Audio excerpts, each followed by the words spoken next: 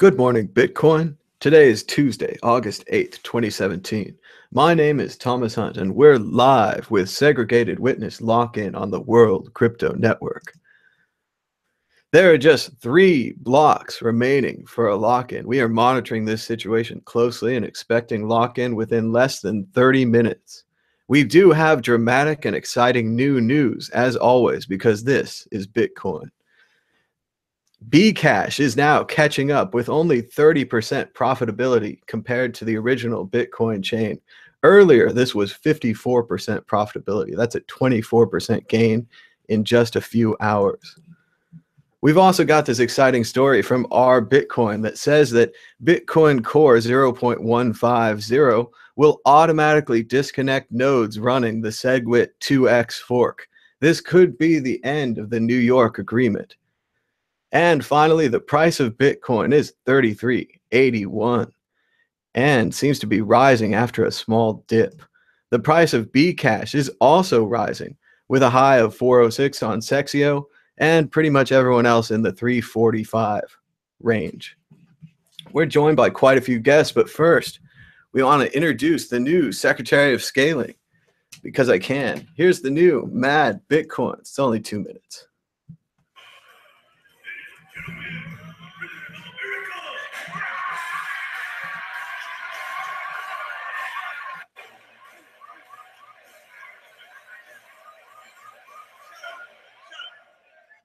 Shit. I know shit's bad right now with all this scaling bullshit and the Bcash and the dust storms and we're running out of french fries and burrito cutlets. But I got a solution. Hey, that's what you said last time, core lover. I got a solution. Let's just fork. Bitcoin Cash. What? That's what I thought. Now I understand everyone's shit's emotional right now. But listen up. I got a 3-point plan to fix everything. Number 1, we got this guy, SegWit. Number 2, he's going to give us layer 2 solutions that's even better than big blocks. And number 3, he's going to fix everything. I give you my word as president.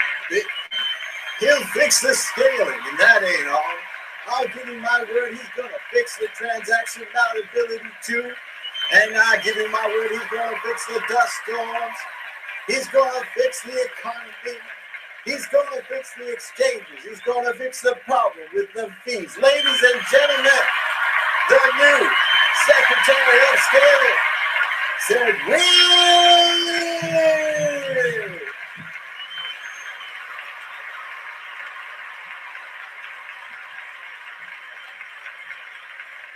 And now, with no further ado, we're joined by Tone Vase. How's it going, Tone? Hey, man, going great, man. Idiocracy. That movie did not get what it deserved. I don't know if it ever made it into the theaters, but that movie was absolutely awesome. Great job on that, by the way. We're also joined by Richard Hart. How's it going, Richard? Oh, mute it. It's going good. I'm happy to be not in a shitty internet. I like good internet. And we have a special surprise guest. We're joined by none other than Jimmy Song. How's it going, Jimmy? It's good to be here. I'm in New York City this week at the offices I work at, Paxos/Shitbit, and yeah, I'm in a conference room at the moment. But yeah, I had to come on because it's kind of a big occasion for Bitcoin, right? That's right. It's a huge occasion, and we're chatting with you live. My computer is humming. My new computer, I think FedEx tried to deliver while I was making breakfast. They wait right until you leave the computer, and then that's when they come. So we've got some great chats from Stankonia 3K says, "Keep up the great work, guys." And we've got another one from the Bad Virus who says, "Yo, I got the first super chat in. Woo!" Or maybe even woohoo. So there you go. Thanks for supporting the show. And we're just watching this live as you are at home. We're looking at XBT.eu for a new block. We've got 3 blocks remaining.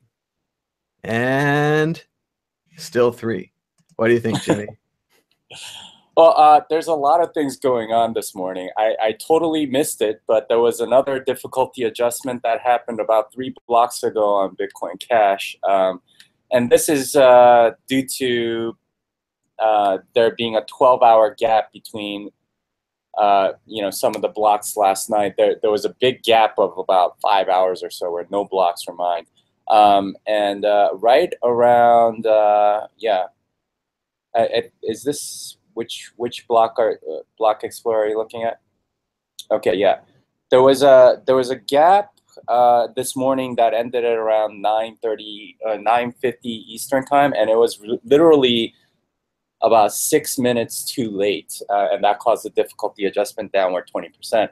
A couple more, and it actually starts becoming rational for a miner to move over to Bitcoin Cash, assuming the price stays the same. But yeah, I mean that all these things combined seems to have made it so that a lot of miners are mining Bitcoin Cash, and there's maybe even an uptick in the Bitcoin Cash price as a result. But yeah, there's a lot of stuff going on. We're all excited about SegWit. If you haven't, please take a look at my article from yesterday that tries to explain SegWit in a more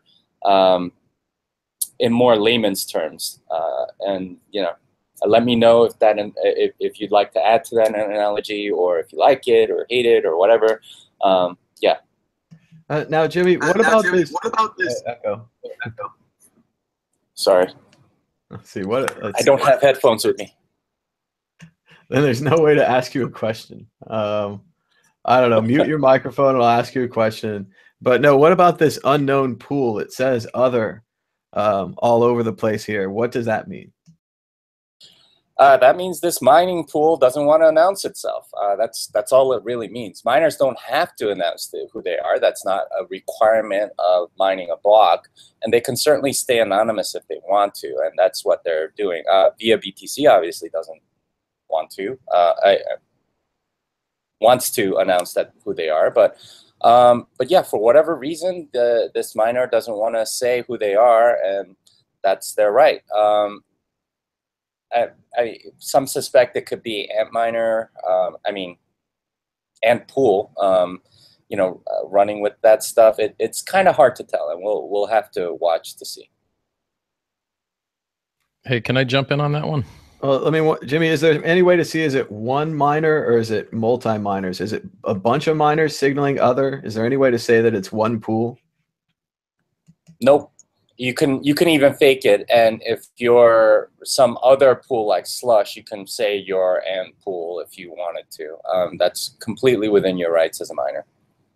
All right, and Richard Hart for more on mining centralization. Go ahead, Richard. So I was arguing with the kind of person that follows you, that waits to argue with you, about the centralization of BCH. And he said, you don't know if it's centralized because you don't know how many people are in the unknown section. And I said, well, you do know that it's centralized because you can't personally, with your miner, join a good pool that has any significant portion of the hash rate. And so you end up with this Bayesian question of what is more likely?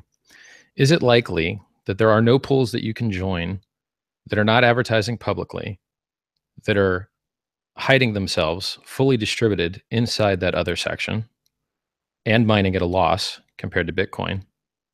Or that it's centralized as fuck? Probably. I tried not to curse. Didn't work. Sorry, guys. Yeah, I like cursing. Feels good. So, it's much more likely that the very reason we have this fork in the first place is a very dedicated, centralized group of few people. And it's also very likely that that unknown portion consists of the very same people that caused this garbage fire to come into creation in the first place.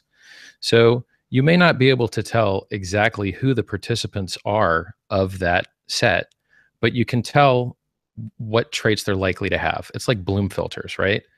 So like, we are getting a report that we are down to 2 blocks, just 2 blocks remaining for lock-in. Go ahead. So when we were trying to speed up the propagation of blocks across the network, Gavin was researching, and I believe eventually was implemented, these bloom filters, which can't tell you what's in something, but it can tell you very quickly what's not in something, right? And so it's a deterministic way without complete knowledge. And that same type of knowing things without complete knowledge, you can apply to this unknown section. It's nearly impossible that a bunch of English-speaking, able to game theory cooperate or punish you people are hiding in that unknown section. It's very, very, very likely that it's a centralized corporate coin that anyone can roll back when they want, anyone can turn off when they want, anyone can screw the difficulty when they want, and you're totally at the whim and behest of those miners for a period until someone else could take over the majority position and unbreak what they broke, right? So the moral of the story is having total and complete miner centralization is bad, and they have it, and it is bad, and I would not mind seeing them pay the price for having a worse network and a bad network, and I wouldn't mind the crypto community being educated how things can go wrong with these guys, showing you exactly how it can go wrong. So I'll cross my fingers. All right, let's go to Jimmy. Is there anything that could go wrong with the current split between miners and developers? Tons of things can go wrong. You can have one side attack the other. I would say, Richard, that we really can't say anything decisively. I mean, we can speculate all we want on who the unknown miners are and say, okay, well, because X, Y, or Z can't join a pool, it doesn't mean that there's no. This is not a pool somewhere in the United States. We have no idea. There's really no way to know and no way to conclusively prove it without some signature somewhere. And you know, it's really all. But you can know some things. You can know some things. Okay. So like first of all, I'm going to tell you. So first of all, people are disclosing fingerprintable information in their SIGs, and just the way you can blueprint the way someone speaks, you can blueprint their speech. You can blueprint the number of spaces after periods and the capitalization and the type of codes that people are entering into this, right? You can also do network analysis to see whether blocks that are being propagated in the network come from a certain place first, right? The reason that you have an option to use Tor in your Bitcoin client is because network analysis can and is being done to see where blocks are coming from, right? And where transactions are being broadcast from. Now, I'm not in a position and don't have enough honeypots set up on the network to monitor that traffic, but I know that people sell it like Chainalysis as a service. So by telling where the blocks come from, by analyzing the text included with the block, by analyzing the transaction ordering, right? You might even be able to find patterns regarding microsecond delays. Like there's all types of fingerprinting and blueprinting that can go on that could group people together. But you don't need to do all that because we're not worried about is it a single person? We're worried about, is it not a whole shitload of people? And we know it is not a whole bunch of people because you can't join a good pool. You do not have the ability, try as you may, to join a pool that has a significant portion of the hash rate, which means that you do not have the ability, try as you may, to leave a pool that does something stupid, like mine with bad rules or like 51% attack, right? So the normal, like, first of all, pools are bad, but they're better than never mining a block and having no miners because no one will be profitable. So we deal with pools, and we say that they're not that bad because you can just leave them if they try and cheat. But the fact that you can't join a pool that you can choose to leave if they cheat means that the BCH network is less decentralized, even though you can't specifically blueprint a human with like an affidavit saying, hey, I mine this block, here's my hash power. And if you don't believe this, then ask yourself, what would the state need to be? What triggers would have to be fired in order for you to believe that mining centralization did exist? And if that graph doesn't convince you, then you cannot be convinced. You must ask yourself what it would take for you to be convinced that mining is centralized. And if that graph doesn't do the trick, I don't know what it would take. Maybe successful 51% attacks, but at that point, I think you're being rather unrealistic about the probabilism of mining centralization. I mean, I think there is mining centralization, but I don't know if that's the case here. Like, I can't know for sure. And what you're saying about how there could be a lot of people, you know, there's probably not a lot of people mining on the Bitcoin Cash chain. That's probably true. But it's possible that, you know, like a lot of the equipment is owned by a few people and they kind of move around.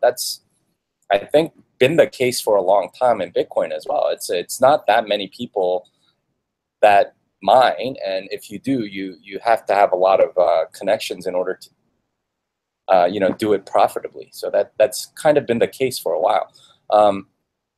Yeah, I mean, I think we're pretty much on the same page, and honestly, I'd rather be talking more about SegWit and all the different things that are going on. I think Thomas said just now that we're down to 2 blocks, so that's really exciting. We literally have 2 blocks before it locks in this period.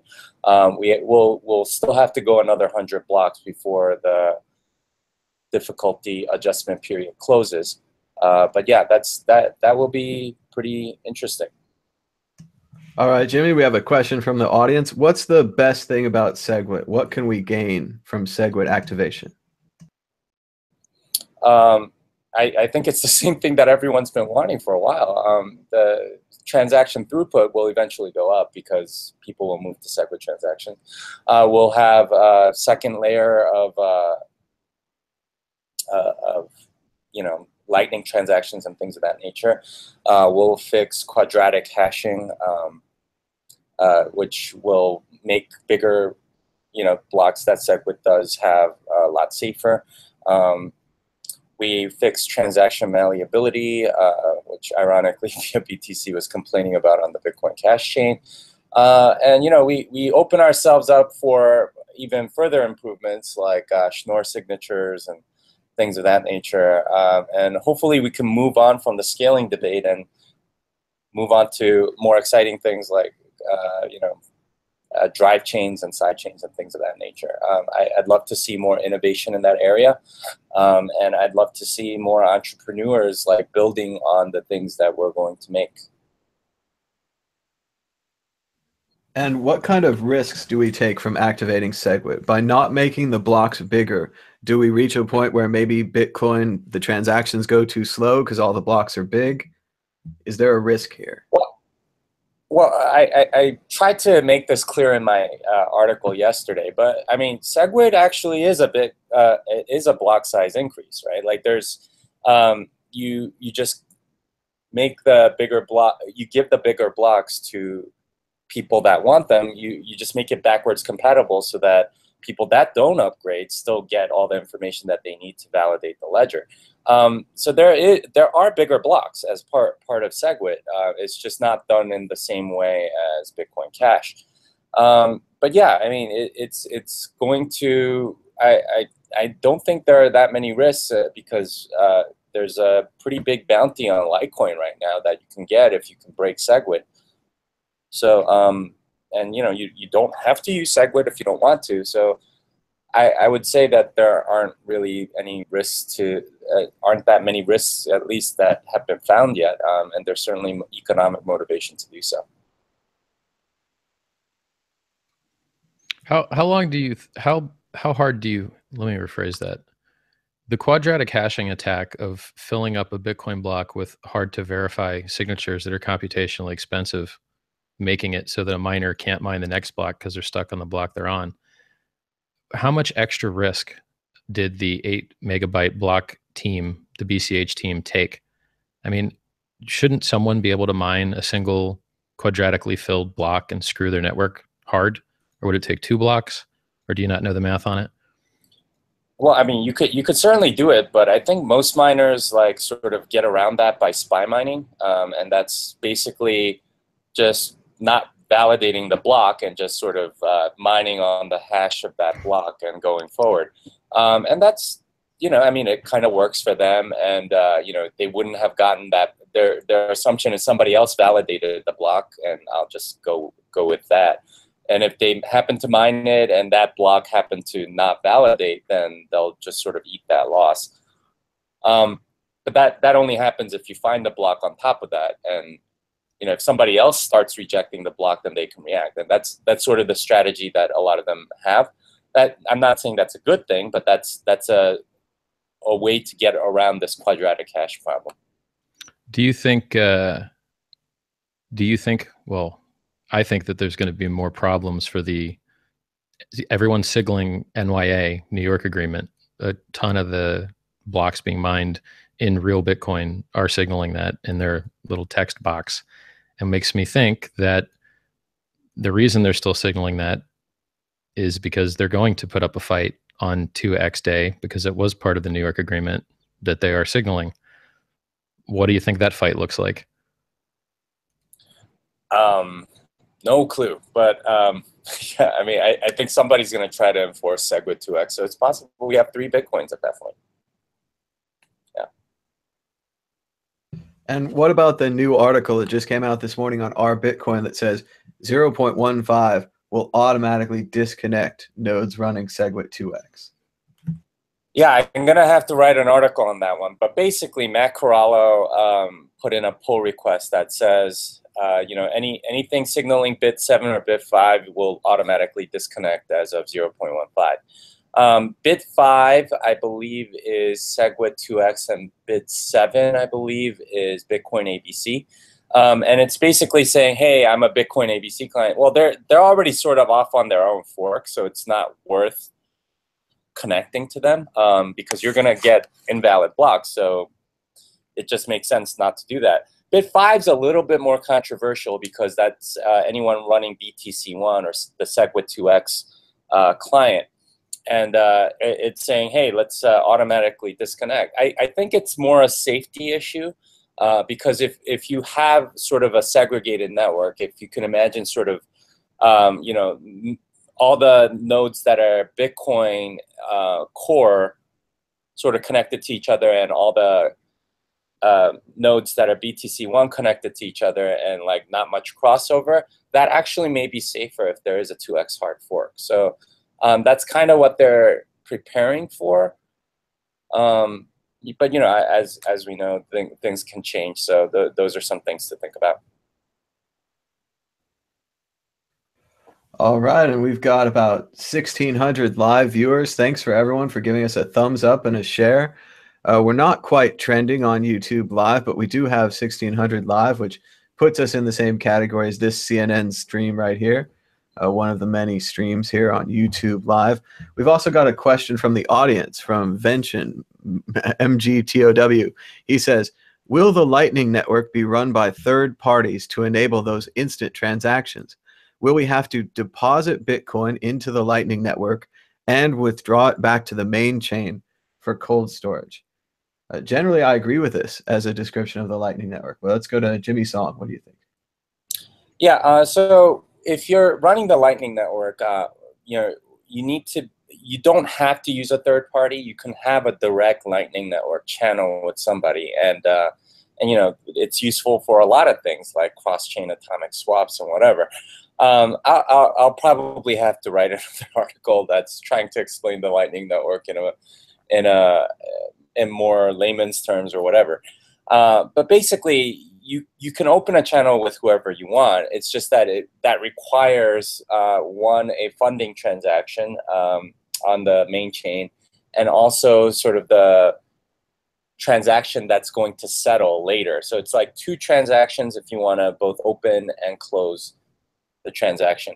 But yeah, that's going to help you a lot if you do more than 2 transactions, obviously. But yeah, it will help if you have sort of a third party that's connected to everybody. This is what I called sort of the hub and spoke topology for a Lightning Network, and that would certainly help out in terms of Lightning Network routing. You don't have to open as many channels and things like that, but it does give up some privacy. So, I mean, if you're buying coffee, maybe you don't care. If you're buying something that's more nefarious or frowned upon by the jurisdiction that you're in, then maybe not. So, yeah, I mean, it's, you know, everything's a trade-off.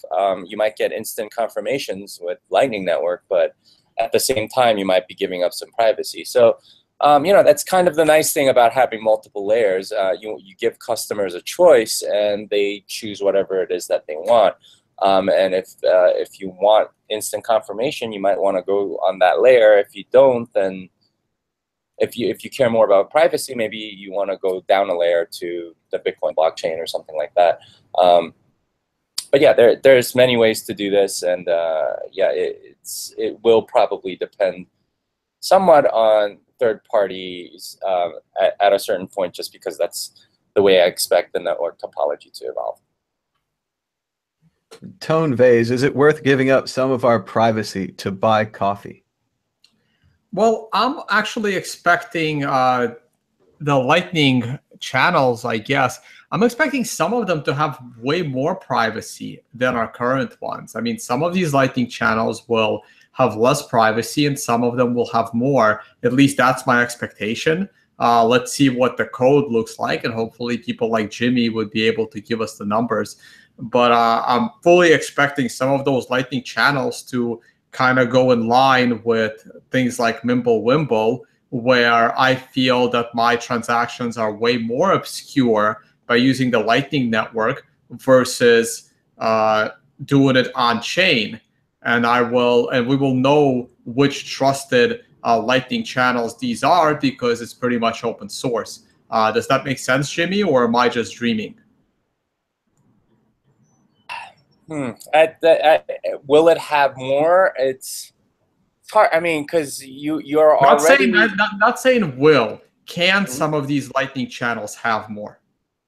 Well, because you have to have a funding transaction in order to make to open the Lightning channel network channel. I think it may be strictly less privacy, just because you have to open the channel in the first place. So that was not, Jimmy. That was not my understanding. As long as you are connected to someone that has an open channel, you can participate in that channel. So no one has to know who you're actually connected to. But again, I have a fairly rudimentary understanding of it. Perhaps in the near future, we can grab someone from like Blockstream to help us explain. Yeah, actually, it could be more, because if you're connected to one thing, they have no idea who you ultimately are sending the money to. So it's possible. Let me take that back. It's not strictly less privacy. There may be more privacy if you design it right, and the policies of the in-between hops are such that they hide who you are from the person that you're paying to. Right. That was my expectation. Now, not every Lightning channel is going to be like that. Like if Amazon decides to use a Lightning channel, they probably do not want this, even though they also control of what they're selling on their channel, but through that channel. But some channels should certainly have, I'm expecting some channels to have extra privacy. Because I was never a big proponent of full anonymity on chain. I wanted on chain to stay like quasi-anonymous, and then you can go in both directions with second layers. Make a second layer that's fully identifiable, and make a second layer that's fully anonymous, because I will focus more efforts on making sure that if Bitcoin is, the transactional medium of exchange in the future, then the only governments you can trust are the governments that are using a second layer solution with full openness of where the tax money is going. Well, and I think this blends well into our next question here, Tone, which says, why SegWit and scaling debate if Bitcoin is used as an investment rather than a medium of exchange? If Bitcoin value is derived from hoarding, or is it derived from being a medium of exchange? Tone. It's both. It's actually both. And it kind of goes up and down. Hey, Jimmy, it looks like you have to go. Do you want to comment on this one real quick before you get going?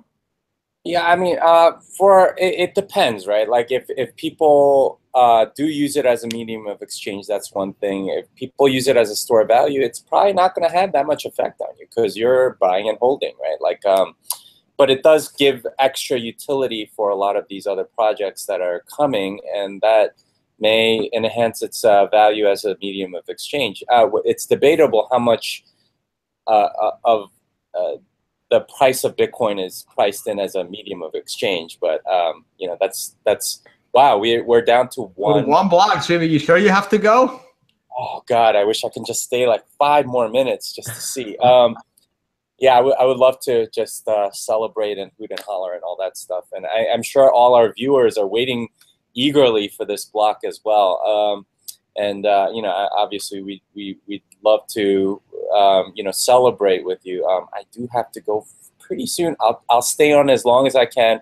Tone, why don't you keep talking about your view on medium of exchange versus store of value? I'll look out and see if I need to leave this room. All right, gotcha. Hey, and Richard, I definitely want to hear your take on this as well. So, look, the reason why you may feel that way is because very few people right now are using it as both medium of exchange and store of value. It's usually one over the other. I'm pretty sure all of us here on the panel, I don't know, actually, I don't want to speak for Richard, but most of the rest of us are using it as a store of value, and we kind of prefer to use dollars as a medium of exchange. At least that's how I am. Like, it really pains me to use Bitcoin as a medium of exchange because I still go back to things that I bought like 3 years ago, and I'm like, holy shit, I can't believe I paid 2 Bitcoins for that. It doesn't pay me to spend money without the government. Right. So that's the place that we are. But there is a pretty large percentage of Bitcoiners actually that the worst case for them is holding on to a Bitcoin more than a couple of days. I mean, they're really using it as a medium of exchange. They try to get their hands on the Bitcoin, and then they use it. Like Backpage was a huge boom to Bitcoin. I even wrote an article. I don't know if you want to Google for it, Thomas. Can I break in for a second? Sure, go ahead. A $16 million sell wall just appeared on Bitfinex right now. 16.5 million. To sell Bcash. No, Bitcoin. 16.5 million sell wall just popped up on is that that spoofy thing? I wouldn't even worry about that. Oh, and it's gone. Yep, there you go. Exactly. That's why people keep asking me to comment on the spoofy thing, and I kind of commented on it a little bit on my YouTube. It's totally irrelevant. We can get into that in a little bit later on this show. I said, make a quick comment on it. Yeah, go ahead. It's all fun and games to spoof until another whale just eats it, and you're sitting there on the wrong side of the trade you didn't want to be on. Exactly.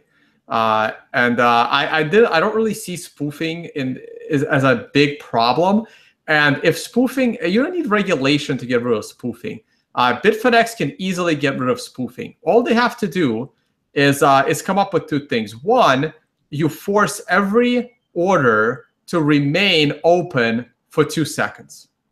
And basically, don't let them cancel the order for 2 seconds. Okay, that's and in combination, the other thing you would do is create a little fee for canceling the order, like a small fee. Like if you're trading 100 Bitcoin, the fee is less than a penny to cancel the order. But if you're trading, millions or even less than that, like if you're trading like 10 Bitcoins, make it less than a penny. But if you're trading like 100 Bitcoins plus, give them a fee of a few dollars, to cancel it. And then they're going to think twice about putting these orders on every 3 seconds.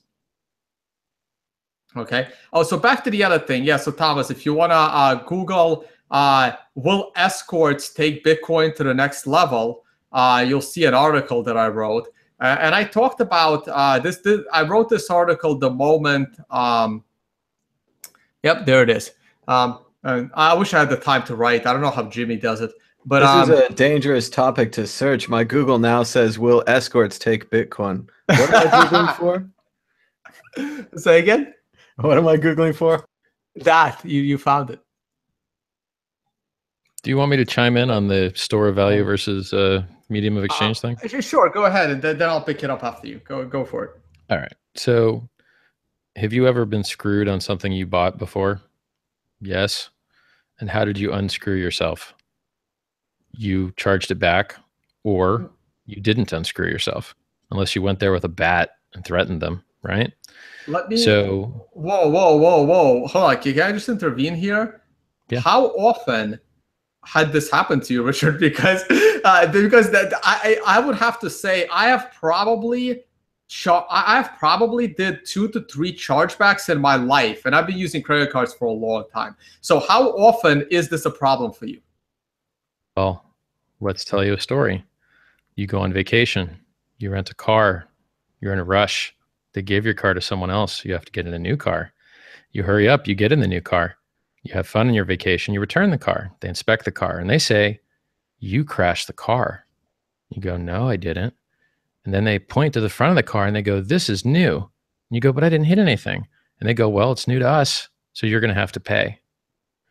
And then you discover that you actually, by accident, had a picture of the front of the car in their lot. And now, even though they're trying to screw you for money, they won't get to screw you for money because you have a photo.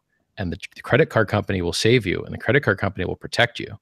But I can assure you that if the credit card company didn't have your back, you would be paying the rental company for that injury that occurred before you ever got the car because of their fault. And I believe in punishing people for trying to screw you.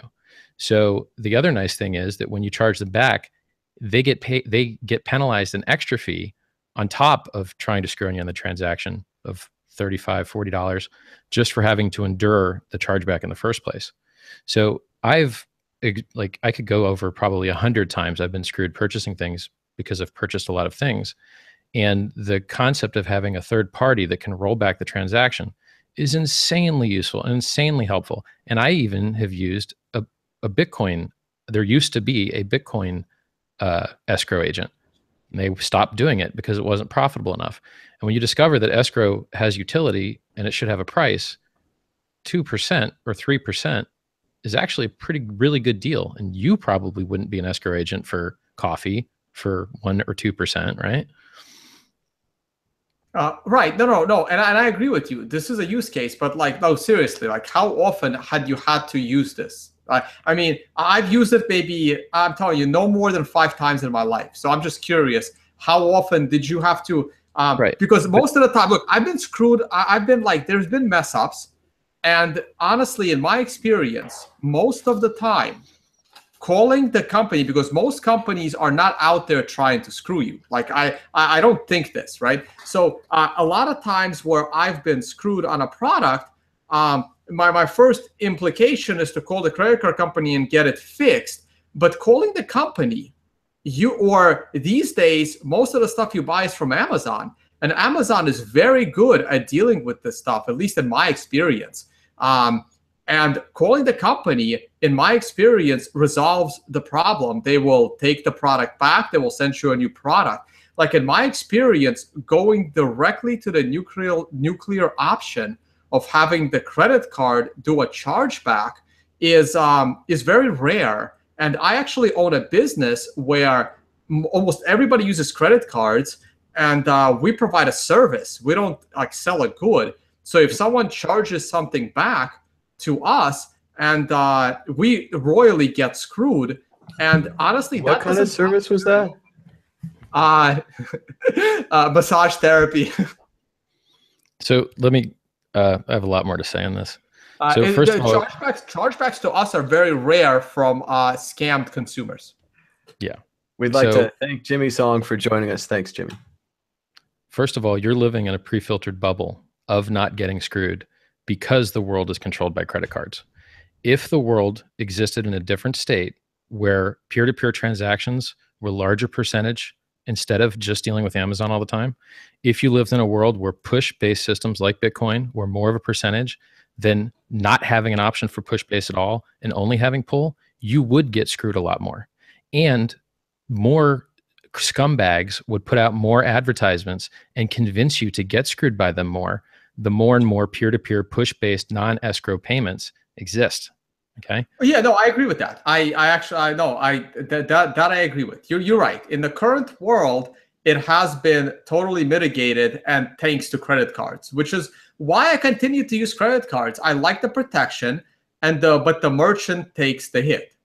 They do take that 2 to 3% hit, which is not a big deal, by the way. Except in Germany. In Germany, 80% of people use cash. Really? And they won't. Yeah, there was just an article on it today. In Germany, Germany was like #1. I think Austria was #2. Right. There are some countries that only take cash. As a matter of fact, if you go to Germany and you try and use cash, a lot of places will tell you no. So, am I pro people having Wait, control. wait, that makes no sense. You just went the opposite way there. You said 80% use cash, and then you said if you try to use cash, they say no. I'm sorry, I had that backwards. If you try to use cash, if you try to use card, they say no. Okay, got it. Okay, yeah. My bad. Thank you for catching that. So I believe everyone should have financial freedom. I believe everyone should have financial privacy. I believe that the unbanked or those unwilling to be tracked should be able to participate in the economic system. I believe in peer-to-peer transactions. I support all of these things, but they are not without cost. So if you look at the privacy that people have been given, they throw it directly in the garbage. They leave their GPS on, they leave their Wi-Fi on, they leave a little checkbox that says, even if you turn Wi-Fi off, actually leave it on in the background so that we can use it to locate you, right? To enhance your location awareness. They post everything on Facebook, and even if they don't, their friends sell them out for them and tag them, right? So the amount of costs that I'm willing to incur in a financial system to give people privacy they're going to throw directly in the garbage anyway and reduce adoption because of it is rather low. Furthermore, if you look at the amount of money that people spend on individual expenses, for instance, the darknet, for instance, drugs, people only spend what, $3,000, $5,000, $10,000 a year in darknet or drugs, and then look at how much they spend on. Is that the average person? I'm just curious on that statistic. I have no idea. I don't use drugs. No, I'm just curious how you use it. That's the thing. I don't use it either, so I have no idea. I'm just curious in what. I'm not fact checking you, but I'm just curious in what reference. I'm just basing it on people don't have that much money to start with, so they don't have much disposable income at all. So I just maxed out what I assumed most people disposable income was. So even if they were really drug heads, this would like max out their expenses. Oh, okay. So if you look at those people's expenditures, right? Like if you took all the dark nets and added them up, it wouldn't even add up to 5% of the value Bitcoin has, because the store of value, maybe I'll get rich, that stuff is worth 100 times the actual use cases currently. Now, if one day this stuff is faster than credit cards, there's a saying that you have to be 10 times better to really make an impact, right? You want electric cars to really take over the world, they have to be significantly better. If you want your new network to take, you want Facebook to get rid of MySpace, it has to be really better. And so for Bitcoin to be really better than credit cards is nearly impossible, because credit cards only charge the merchant, worst case, 2.59%, right? And there's a whole ton of upsides. You get free miles that you just wouldn't get otherwise. You just wouldn't get as a user of the card, right? Right. So what I'm saying is there's no way for Bitcoin to outperform credit cards to a very large degree, because credit cards have existed so long that they've been demarginalized and they have a rather efficient market. And by the way, Bitcoin won't let you spend money you don't have. The credit card will let you spend money you do not have. And the option to provide that to a customer, like I have been in retail. I've run a retail store, and that's what I'm doing now. So I have lots of experience with credit cards as well. Yeah, and I tell you, I've had the Secret Service at my store and had like pulled guns. I pulled my gun, cop pulled his gun on people that were doing credit card fraud on us, because when you sign up for your merchant account, they don't tell you that approval means approval to get screwed. It means you don't really get to keep that money until the chargeback period is over, and that's 6 months away, a year away if you're on Amex. And so, I know the downsides to credit cards, but I know the downsides to paying cash too. So my point is, Bitcoin will find it nearly impossible to replace credit cards by being 10 times better, because credit cards are too damn cheap, too damn easy, and they'll give you money that you don't even have. And Bitcoin's not going to give you money you don't even have. And that's what credit is, right? We can report that we have segregated witness LockIn.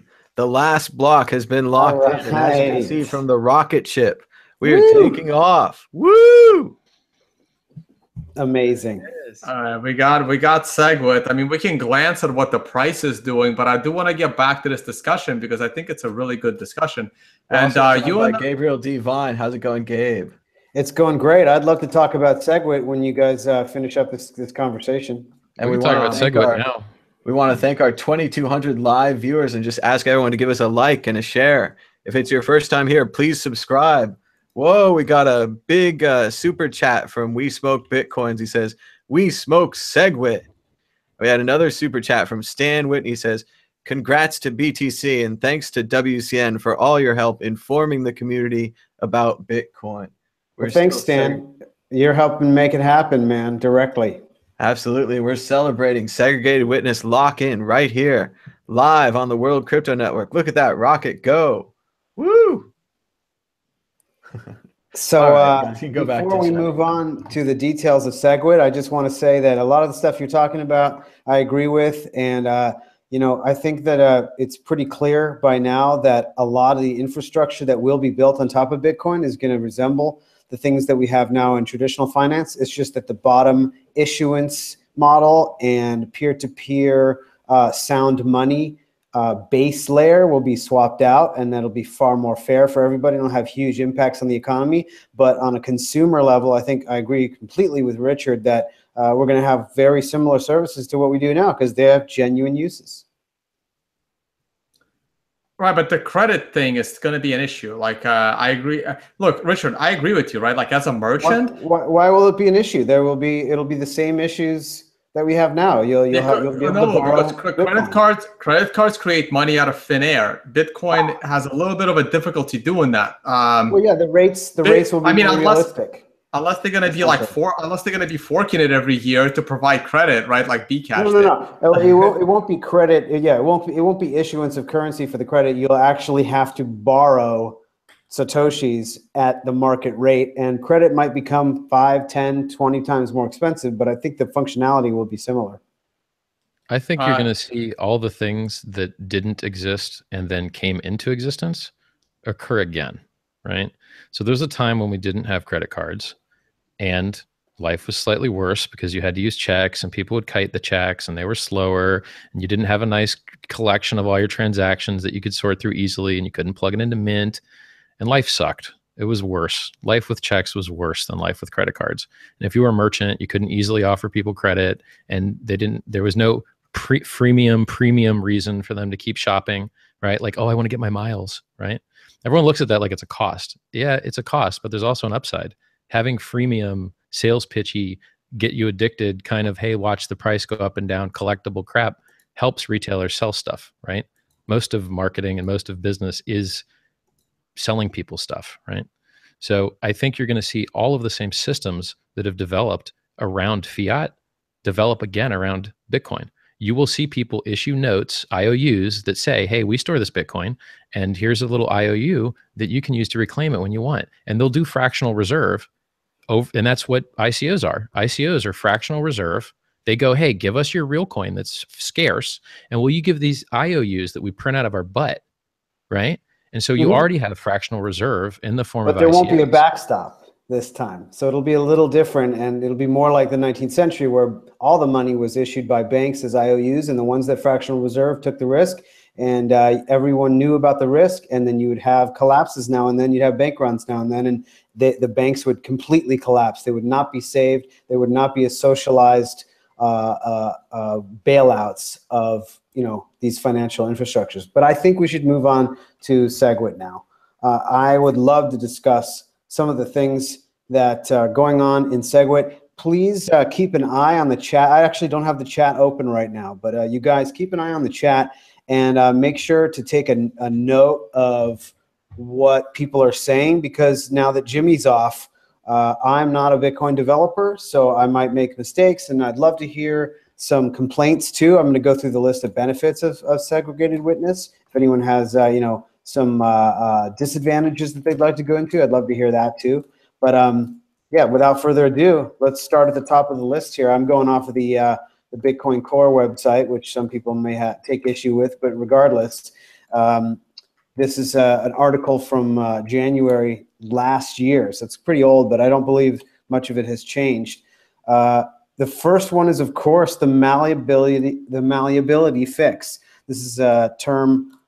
This is a bug, the largest bug in Bitcoin, most likely. Basically, if a transaction hasn't been confirmed, it's not that difficult for miners to attack the transactions and change data in regards to them. Let's see here. Bitcoin, the transaction ID is allows anyone to make small modifications to the transaction that won't change its meaning, but will change the ID, and it's called third-party malleability. BIP62 attempted to address it, but it was too complicated to implement. And segregated witness is the fix for it, and now it's active. This is great.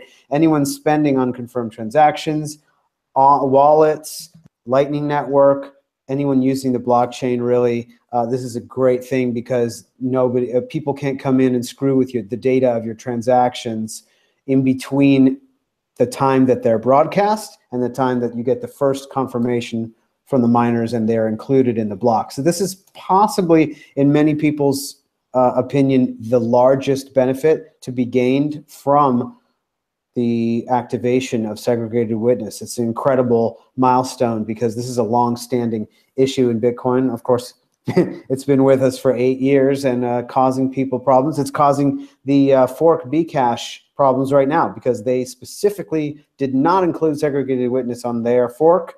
They're getting transaction malleability attacks as we speak. We are seeing a breakout in the price of Bitcoin. The price of Bitcoin is up to 34, 36. Let's go to Tone Vase. What do you think about this little breakout that we're seeing? Green candle.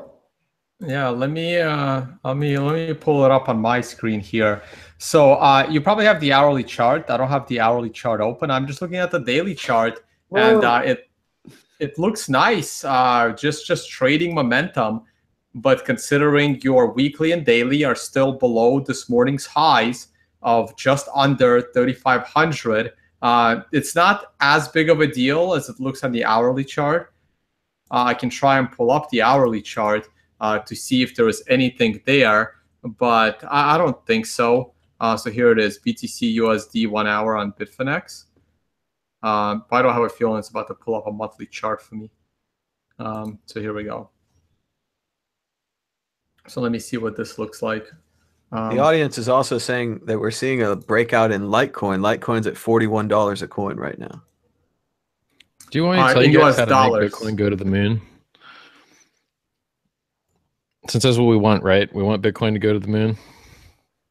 Of course. Richard's got all the answers. Is that the story, Richard? Okay, give it to us. I don't know how to lose weight. No, I do. But food tastes good. So who else in the crypto space is making lots of money? Well, every day you look at CoinMarketCap, it's another ICO. And what are they all launching on? Are they all launching on Bitcoin? Nope. Do you have to buy Bitcoin to get in these ICOs? Nope. Oh, well then I guess the biggest use case for crypto currently, which appears to be speculation, is being powered entirely by someone that's not Bitcoin. Well, wouldn't it be great if we could provide the same service to those people that that other competing thing does? Yes, it would be great.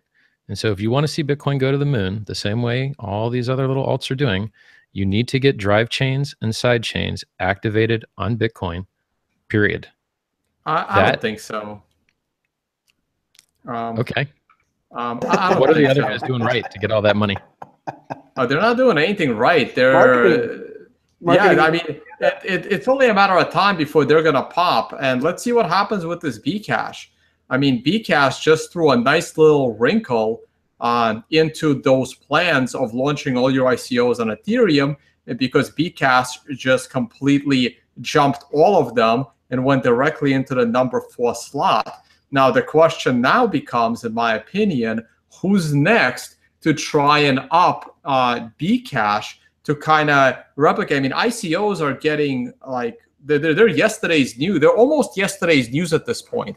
And the next plan is going to be who can take the Bcash plan and go to the next level. Hold on. Okay, first of all, hard forking Bitcoin is a limited endeavor. There's only a certain capacity for the ecosystem to absorb hard. Well, let me throw a hypothetical at you. Let me throw a hypothetical at you. I do want to hear that. But the second point is the ICO bubble. That was just the latest one. We've had smaller bubbles before. This is obviously the largest. But just wait until the next one. It'll rip your face off. I bet you it's coming in about 3 months. Go on. Well, we'll see, right? Because it goes back and forth. Back in 2013 and 14, it was all about launching an altcoin. Now it's all about launching an ICO. And by the way, if Ethereum goes down, and Richard, you know as well as I do, there is no technological competency in that blockchain. Also, I have a whole show about, I'm still expecting the SEC to come down and arrest all of the founders of Ethereum, even though I may like some of them, right? So there are multiple things that can take down Ethereum. And if Ethereum is taken down, all the confidence built on top of the Ethereum also goes down. But let me throw a hypothetical at you, and this wasn't my idea. I had a consulting client earlier, and we talked about it, and he brought it to my attention. Right.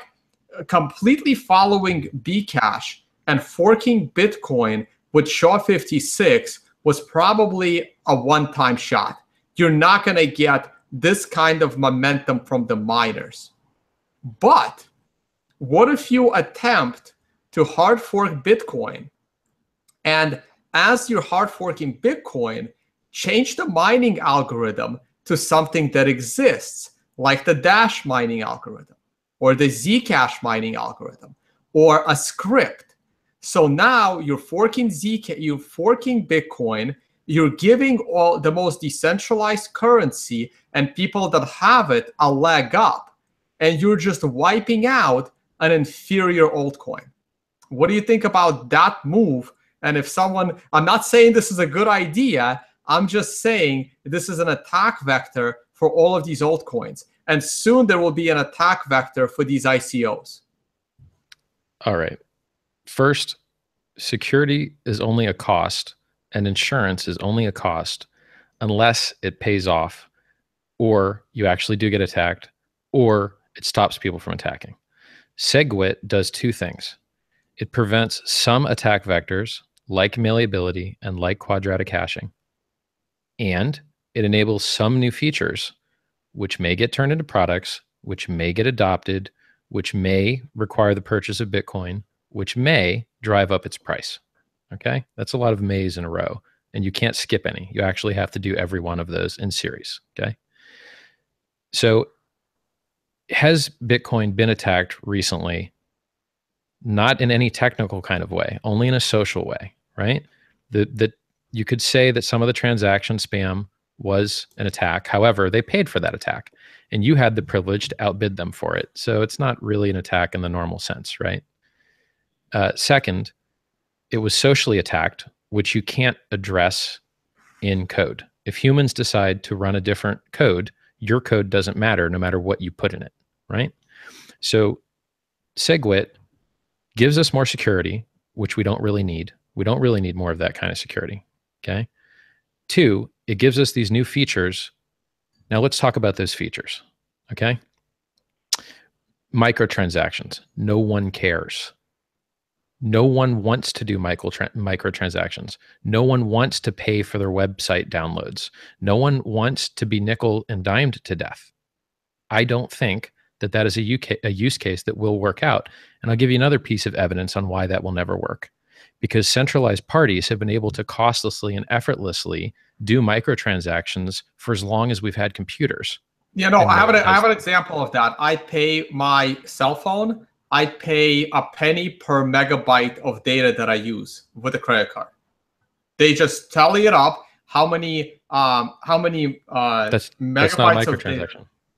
Well, I pay a penny per transaction. I pay a penny per meg. You don't pay. You do not pay. You think you pay, and then they actually roll it into a big block at the end of the month. Oh, yeah, that's what I mean. They aggregate at the end of the month, but they charge me per penny, so I don't have to like prepay. But yeah, of course. There's no reason to pay in real time. You can just aggregate.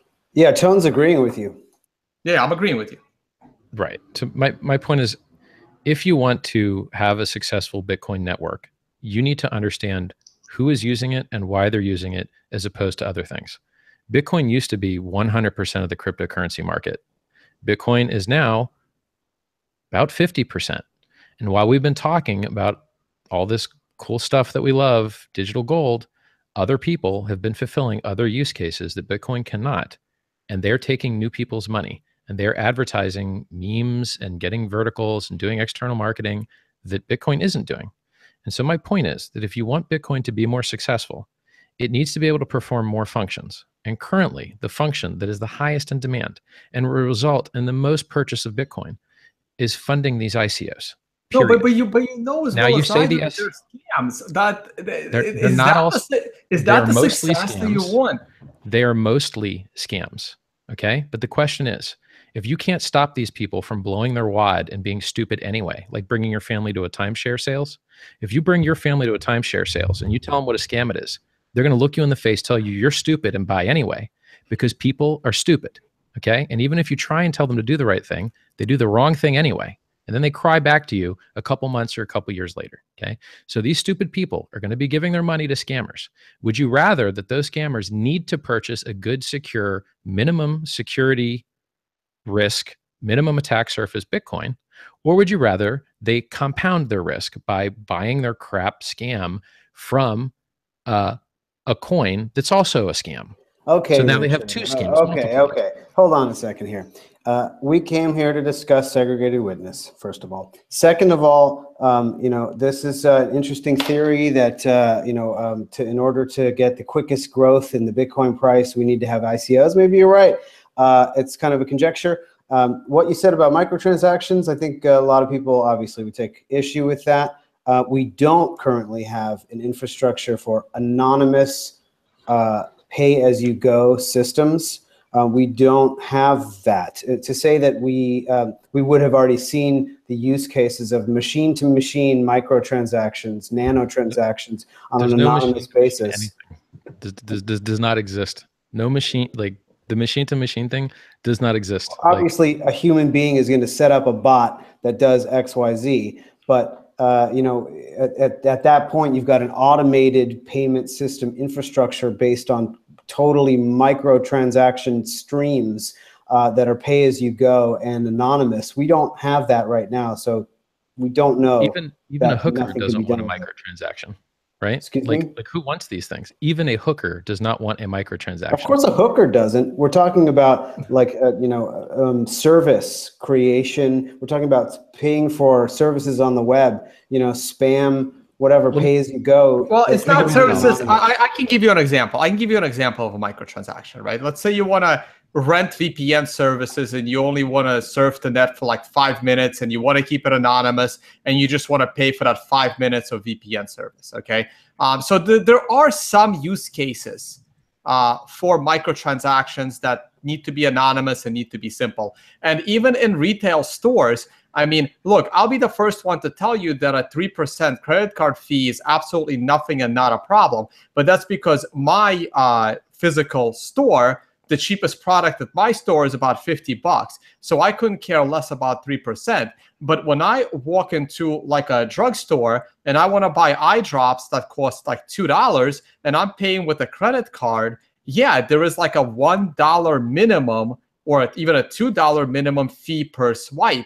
And I know I've used my credit cards where the fees were higher than the item that I've purchased. So right. Even in retail, there is a need for something like this. Well, and I don't think pointing out any actual use cases that we could even think of right now is the point. The point is we don't have anonymous microtransaction stream capability. You can say that we have, banks that move money back and forth because they've got their centralized infrastructure, but a minimal trust transaction, anonymous microtransaction capability does not exist on the web right now. And it couldn't exist before we had a decentralized currency, and it couldn't exist before segregated witness with Bitcoin. So first, the fact that we're enabling something that a lot of people very well could take advantage of is nothing to sneeze at. I think that enabling this capability is, the whole point is that it will enable use cases that we haven't thought of because it doesn't exist yet. Same thing with Bitcoin. Let's say I agree with everything you guys have said, okay? Microtransactions are amazing. They're the best thing since sliced bread. A whole bunch of ways we never imagined occur, right? What are the chances that the liquidity, that the number of Bitcoins needed to purchase to execute those new awesome things actually drive the value of Bitcoin up? It's like bringing Africa on board. Guys, we need to get Africa on board because they don't have bank accounts and their governments suck, okay? I think the chances Africa doesn't have enough money to inflate the price of Bitcoin. Richard, I think the chances are absolutely huge. If there are use cases for quote unquote machine-to-machine payments. In other words, bots that companies and massive infrastructures build up, pushing Bitcoin back and forth along payment channels in tiny increments. This could be a huge amount of economic activity. And in Bitcoin and in the Bitcoin ecosystem, economic activity increases the value of the coin against things where, such as the dollar against fiat, for example. I'm going to give you a BTC. Well, let me jump in on the Africa thing. So I've been giving my presentations for a while, and I've been calling remittance with Bitcoin like a stupid idea. Like I've been on that for a while. I mean, to me, using Bitcoin for remittance was never really a use case because it made no sense. You have to pay to get in, you have to pay to get out, you have to, anyway, that was silly, right? And I've always said that it's going to be like the first world nations that are trying to move their money across borders. They are trying to, protect their money from governments and the tax burdens. That's what's going to actually take Bitcoin to the next level, not places like Africa. However, Africa is still a big market. And I certainly see a use case, like for example, Netflix. Netflix can go into Africa tomorrow if they display a Bitcoin QR code and charge, because I can't see Netflix going into Africa because of credit card fraud. And I can see Netflix going in there, displaying a QR code in Bitcoin for somebody to watch a movie on Netflix or a show on Netflix, one show at a time, one episode at a time. Do you have a problem with that use case for Netflix to adopt, Richard, using Bitcoin? Yes. Go on. I would love to hear this, actually. First of all, SegWit could actually hurt Bitcoin's price. Now, this is going to piss you off. Is everything I say, all this real stuff I say, that doesn't piss me off. Might piss off our viewers, chat, but when I tell chat about what Bitcoin can and can't do, chat gets very angry when I say what Bitcoin can't do, because they want to pretend it can do everything. Okay, SegWit could have a negative impact. It's true. Yeah. So let me tell you what SegWit can do. Okay. Me and some other guy are getting our cool circular trade going on. And instead of using the normal banking network, we're, let's say I'm a retailer of widgets from China. Okay. And I usually have to have 50 grand in my bank account to send the 50 grand for that week's widgets from China. Okay. And then they send me my widgets, and then that 50 grand goes to their suppliers and goes to their employees. Right. So I have to keep a 50 grand float in my bank account, because I get 100 grand from my customers and I got to pay 50 grand for my products to the Chinese people, to their account. Okay. But now let's say I've discovered SegWit, right? So hold on, 3 steps. First, I'm using cash. I discover Bitcoin and I go, hey, wait a second. I don't need to pay these guys fiat and pay a transaction fee, and it's not open on the weekends. And it can be rolled back. We're going to use Bitcoin. And now I'm going to keep 50 grand of Bitcoin in my bank account. And once a week, I'm going to pay the Chinese people 50 grand of Bitcoin, right? Easy. And you know what? Tone convinced me, and Mr. Divine, I love that name. Sounds awesome. But Divine, now that they've introduced me to SegWit, I don't have to hold 50 grand of Bitcoin anymore, because I can do microtransactions. I only need $1 of Bitcoin, and I can spend and send that $1 of Bitcoin instantly. And I don't need to hold a lot of Bitcoin anymore, because I can just transact the same Bitcoin over and over and over and over again really quick and trade it back and forth. So, it's not all fun and games in liquidity world, right? Whoa, some of these technical inventions could hurt a little bit. Absolutely. I think that's the biggest negative on the Bitcoin price is increased velocity of money. Fiat is incredibly sludgy and slow, and that's an upward pressure on the price because people need to hold it for a long time. Of course, in the Lightning Network, the hubs do actually need to hold Bitcoin in order to send it back and forth. But yeah, you're right. End users, don't hubs need to stake Bitcoin in Lightning Network? You don't have to stake it, no. But no, Richard, I see your point. I just I think it was a bad example to prove that point, because while you can intake, you're still intaking $1 in Bitcoin from every one of your customers for every widget, but you're not going to be sending $1 in Bitcoin to China, because they're not going to be shipping you one widget at a time. You're going to wait till you accumulate 50 $1,000 worth of Bitcoin so you can buy your widgets in bulk. Okay. Here's my so it's not going to be like moving directly from consumer to supplier. The supplier still has thresholds, and most suppliers work in bulk. I could have closed the circle to make it more obvious, but it was shorter. Close it. So my thesis is very simple. One, we care about Bitcoin value. Currencies are a liquidity war, and Bitcoin needs more adoption and more people holding it to drive the value up, to reinforce that more people need to use it, and it's a positive reinforcement. That's what we're living in now, okay? In order to do that, we need better technology, and we need to see what other people are doing right and be able to compete in that market, okay? So if you want to do microtransactions, that's cool. If you want to do an ERC20 version thing, that's cool. If you want to do some anonymity, that's cool. Okay, I love all these new features. That's great. But they're not all equally great, okay? The ones that are the most great are the ones that get people to buy and hold the most Bitcoin, all right? So if you want people to buy and hold Bitcoin, the faster they can transact it, the less they need to hold. Okay. So if you go on a market and you're you and then your second account you, and you just trade back and forth with yourself, right? You can drive the volume through the sky. Richard, there's a big problem with your argument, and that is that velocity does not work in a vacuum. In other words, Bitcoin comes, while it may increase velocity of, in comparison to fiat greatly, which I totally agree with. And I totally, once again, agree that it's a negative impact on the price, or it's a downward pressure, rather, on the price. It's not alone. It's not in a vacuum. Bitcoin comes with a bunch of other features and benefits which have a massive upward influence on the price, a massive upward pressure on the price. Can you guys agree that not all improvements are worth the same money? Oh, absolutely, and I totally agree that some improvements that will increase the use value might have like downward pressure, like you said. So increased velocity increases usability and utility of Bitcoin. So you might have the case where you've increased the velocity by, say, and that has a downward pressure of 5%. But then you might have increased the utility and use cases by 50%, and then you've got an overall, I don't believe in use cases. I think use cases are all bullshit. Bitcoin's been around for 10 years. Tell me the use case. Fucking currency. Then this conversation. There's no other use case. It's just currency. Okay. All the other Bitcoin things failed. I'm talking about currency use cases. Use cases that we can't use now. Like, for example, 20 years ago, I couldn't do XYZ. 10 years ago, I couldn't send a peer-to-peer totally sound money payment to Kenya in 10 minutes, but now we can. You still wouldn't, because the Kenyan dude's never going to ship.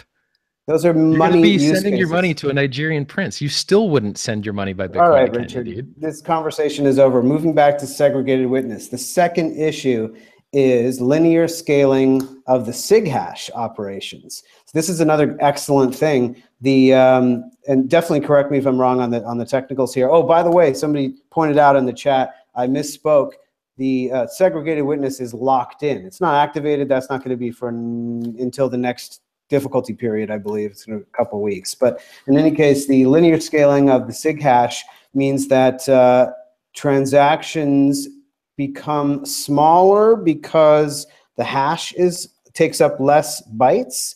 Yeah. So because when you make the transaction, the more transaction hashes you have, they add up linearly in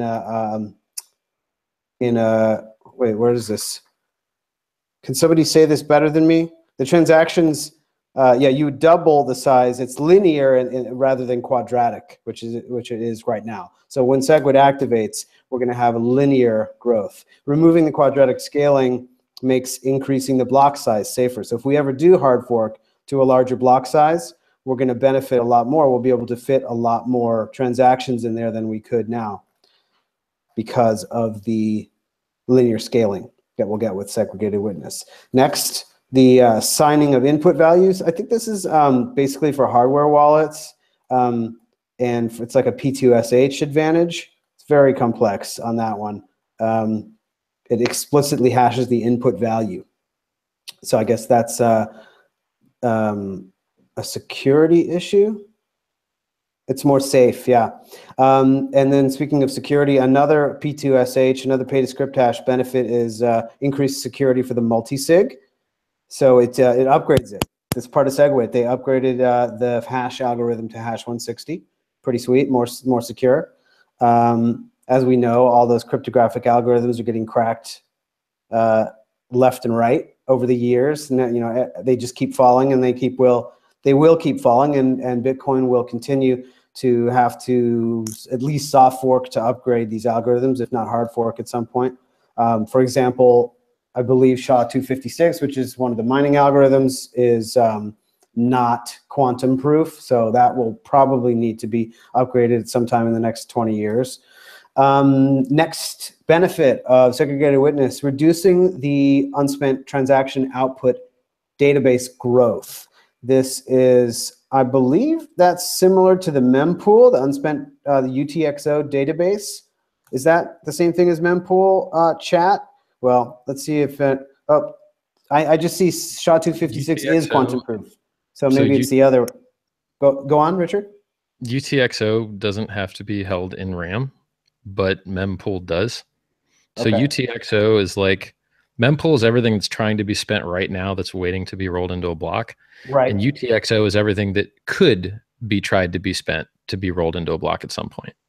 So mempool is what needs to be spent now and rolled, and UTXO is what has the option to be, but is mostly not. Interesting. And this is something that's held locally on your machine, basically? Well, yeah. So when you download the blockchain, your client is constantly running verification from the Genesis block forward that everything followed the rules. Yeah. And then when it's done doing that, it looks at the last block and it says, okay, here's your keys wallets. Here's how much money in UTXO you have. And you see that as your balance in your wallet. And it also knows how much UTXO everyone else in the world has. So the reason you can't spend coins easily in a wallet until you've downloaded the full chain is because it doesn't really know whether you've already spent those coins or not until it has downloaded the block to the end. Ah, excellent. So segregated witness has a 75% less data in the UTXO set size. Very cool. All right. So basically, you don't have to save UTXOs that are empty, right? Because they can't be spent. And so there's no reason to just store them and hold them if they can't be spent anyway. Nice. All right. Before we do another feature of segregated witness, let's answer a question from the audience. Paul asks, he says, thanks, Tone, Jimmy, Richard, Gabriel, and shout out to Vortex. Question, can you guys talk about the 2x hard fork in November? Hash power and signaling versus Core now rejecting 2x. Could Core become the minority chain? And of course, he's referencing this article today that said Bitcoin 0.15 will automatically disconnect nodes running SegWit 2x. So let's see, who wants to answer this one? Everybody talk at once. I can jump in on this. So I just heard about this getting live on the show, so I haven't read anything about it. My first impression of it is I did not want to see that from Core this early. No, I'm not saying I didn't want to see it from Core.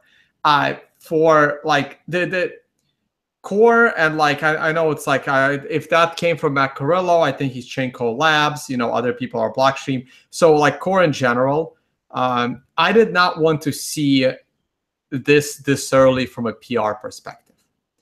I think the 2x of SegWit is pretty much done. I don't see it happening. But throwing it in their face this early is not the most, pleasant thing in the world, right? Like the miners got to save face. I personally did not use the term "let the miners save face" to get SegWit 2x. Like let the miners save face by adopting SegWit, by saying it's SegWit 2x. I didn't want to use that because if you're constantly throwing the term "the miners get to save face," it's not really saving face if everybody knows it's saving face, right? So it's like a catch-22 kind of thing going on. Now, this is something that is needed, but I think it's coming too early. I think they didn't need to do it this early. They could have done this a month from now.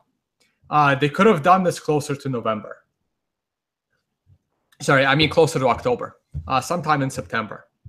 And this could aggravate the big blockers a little bit, because there's a pretty big section of big blockers that still want SegWit, but they still want bigger blocks. Now, I think they should have let Bcash run its course. And then if Bcash actually died as a blockchain, and by died, I don't mean literally died, but let's say fell out of the top 20, let's say it was just irrelevant, then you can just say, well, you see, you can't hard fork because this is what's going to happen. And if Bcash is somewhat viable, kind of like Ethereum Classic is kind of viable to Ethereum, but not really. So if Bcash sticks around and is the Ethereum Classic to Ethereum, and Bcash is the significantly lesser version of what Bitcoin is, then you can just tell all of these 2x supporters, just go over there, just go there, right? And so I think this slight aggression to the SegWit 2x people, and I don't like them as much as the next guy, but I think this aggression against them this early in the stage may come back to bite Core in a PR war once again, and that's unfortunate. That's just my general opinion on it. I'm with Core, 100%. So, is it my turn? I don't want to cut anyone off. It's just sure. No. I mean, look, okay. I'm with them. I'm saying I'm happy that they did it. I'm just not happy of the timing. Yeah. So here's my position on it. When you show weakness, people exploit it, and if you don't show weakness, people move on to the next weak thing for the most part, which is why in the animal kingdom, you very rarely see people feigning injury, right? Like when you trip and like you fall, like you act like you're running, right? It's like built into us, right? So Core made a mistake showing weakness with the bit signaling stuff, which said, hey, you know what? You don't have to run the core that we build. You can like run whatever like mods to core you want, and we'll let you influence our design process with what kind of crap you talk through the blocks that you make, right? So Core made a mistake letting the customers design the menu, right? So these people are not qualified to design consensus networks. These people, these miners, do not have the experience or computer science or technical chops to maintain a network. Not only that, not only they're incapable of doing it, or they would have just gone and built their own and launched it as an altcoin and got super rich by pre-mining some of it, right? Not only don't they have the technical chops to build it, they also are the worst people to build it because they want higher fees, because they get paid higher fees. Hey, Richard, just for clarification, you're talking about users, miners, or both? I think miners. It should apply to both, but you're specifically talking about miners. Yeah, miners in this point, because users don't run nodes, and users don't know how to edit what their nodes vote for, and users don't create new blocks. Miners do all that stuff, okay? So miners are a threat. And as you've seen, miners are the most well-funded and most associated and most involved, want to see fees go up unless they're smart enough to realize it hurts adoption. But in a world where fees don't hurt adoption, maximum fees is what miners would want, right? They want to file patents so that no one can compete with them. They want to vertically integrate to have mines, and they want to do crappy things that break the whole game, like ASIC boost, right? So miners are, for the most part, the enemy, and their job was supposed to be demarginalized, was supposed to be made profitless by making it very easy to enter into competition with them, right? And by hoping that as we have very cheap cellular chips and relatively cheap CPU chips, that it would remove anyone's ability to act as a sensor, right? But it didn't work out that way. Right? They can act like a sensor, and they are. And sometimes empty blocks get mined, and that's an attack on the network. Imagine if all the blocks were empty. Well, you don't have Bitcoin anymore, right? So I see miners as a gigantic threat to the system, and I see them as people that are well-funded and terrible at building software, which is why the BCH website was a Wix template, and why they have a single dev, and why their stuff needs constantly patched by the core team that actually is full of cypherpunks, that actually has been working on digital currency for over a decade. that actually owns and holds some Bitcoin and isn't getting paid on miner fees, right? So I'm glad to see Core grab their balls and say, you want to use our great software that we build the best of in the entire world, then we're going to make it harder for you to do stupid things and run stupider software. We're going to make correct social decisions and make it harder for you miners to do stupid things which harm the network and even harm yourselves in the long term. So I support Core 100%, and I should have done this earlier. And I don't like negotiating with terrorists. I consider the miners relatively terroristic in some of the things that they're doing. Thus, don't negotiate them. Let's have the fight now. We'll fight it out. Let's have the split now. If there's going to be friction to a split, let's have it earlier with a lower market cap instead of later with a higher market cap. All right, let's hear a little bit from Gabriel Devine, and then let's go to the next feature of SegWit. Go ahead, Gabe.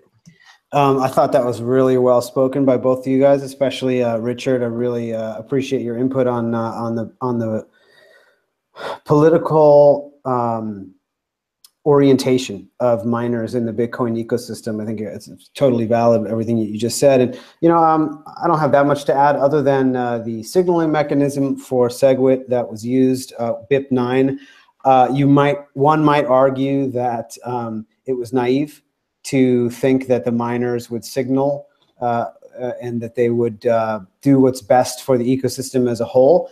I kind of have a feeling that perhaps some of the core devs wanted to do it as a test, since it hasn't been used all that much before. I believe it was used for P2SH and maybe a couple other things, but I have a feeling that they wanted to induce a situation in which the miners would out themselves as a contrarian party, that they have opposite interests to to users and developers on the network in a lot of ways, and kind of wanted to them to reveal their true colors so that they wouldn't be able to complain ever again that their opinion wasn't being heard. And so I think this has been an extremely effective and crafty way to force the miners to show their hand. And as Richard pointed out, now Core has the perfect excuse to sack up and prevent these types of hard forks, which they actually went ahead and the miners now have a hard fork that they control. So I think it's been really, really interesting, and I appreciate what Tone and Richard had to say there. So I guess I'll continue with the segregated witness benefits list. We do have a short update on Bcash. It is now 36% more profitable to mine on the original Bitcoin chain. So it had been 54% this morning. I think it was around 30 earlier. Yeah. Thomas, the way you got to be careful how you say it. It is now 36% more. It sounds like you're going to say that it's more profitable to mine Bcash. You really got to reverse those two. Yeah. You scared me there for a second. And probably 2,000 plus people. Good point. Yeah, it's still less efficient. You guys know that it's going to equal parity, right? Because I wouldn't be surprised at all. I agree. It is self-leveling. Yeah, if you ran a miner, what would you do? They're just going to pump the price up until it reaches parity or higher, to try to pull off miners. I would say the Ethereum versus Ethereum Classic. I mean, when that debacle went down, I even said it on this show. I expected that the mining hash rate would even out and the price would even out eventually, and clearly I was wrong on that. Now, I'm not sure if the profitability has evened out. Maybe one of our users can point us to a link, somebody watching, and maybe someone has a similar graph to how Ethereum Classic performed in profitability versus Ethereum over time, because I believe miners can still switch from one to the other to this day. There was never any proof of work changes, but I'm curious to see how that played out over time, and I think that this one is going to play out similarly. I've been a miner. I can tell you exactly how it's going to play out. So I'm going to drop a little name drop here for a company I have nothing to do with. There's a company called NiceHash, and you run their app, And if you trust they're executable and you trust they're going to pay you and you trust they're not going to send you a virus and you do a whole lot of trusting, it automatically rotates through all the cryptos, all of them. Right, and benchmarks it just mines the most profitable one, right? Right. Yeah. As long as the algorithm matches. Right. It benchmarks your machine. It sees how much your machine can make, and then it just rotates what you hash based on what pays the most. And any intelligent miner, if they didn't use that system, would have built their own system. So the mining price, the user adoption at exchanges drives the price. The price drives the hashes, and the hashes follow the price. Period. That's it. The price does not follow the hash.